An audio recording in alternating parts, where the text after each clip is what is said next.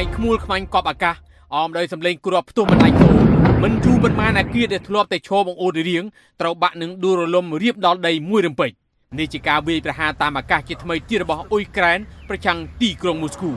នៅលើបណ្ដាញសង្គម Facebook ថ្ងៃនេះលោក Zelensky បង្ហោះคลิปវីដេអូដែលជាការវាយប្រហារតាមអាកាសចំគូដៅសំខាន់របស់រុស្ស៊ី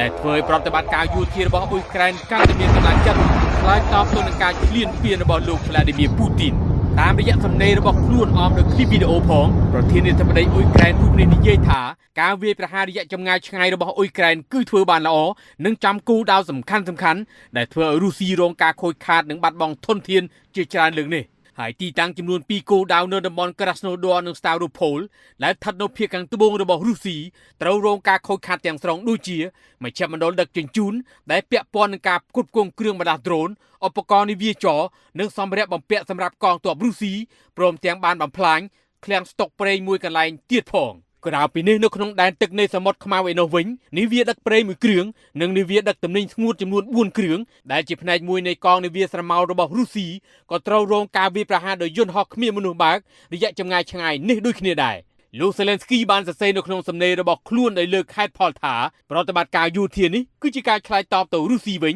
ដោយអ្វីដែលទីក្រុងមូស្គូធ្លាប់អនុវត្តដោយបំពានមកលើអ៊ុយក្រែនយ៉ាងដូចនោះដែរមិនតែប៉ុណ្ណោះនេះជាសញ្ញាប្រាប់ទៅមេដឹកនាំរុស្ស៊ីដែរថាមានតែការចរចាមួយទេជាផ្លូវដែលអាចបញ្ចប់ឬពន្លត់ភ្លើងសង្គ្រាមនេះបាននេះមិនមែនជាការវាយប្រហារតាមអាកាសប្រឆាំងទីក្រុងមូស្គូលើកទី1ទេសម្រាប់អ៊ុយក្រែនពលកាលពីថ្ងៃទី20កក្កដាថ្មីនេះអ៊ុយក្រែនក៏បានវាយប្រហារដោយយន្តហោះគ្មានមនុស្សបើក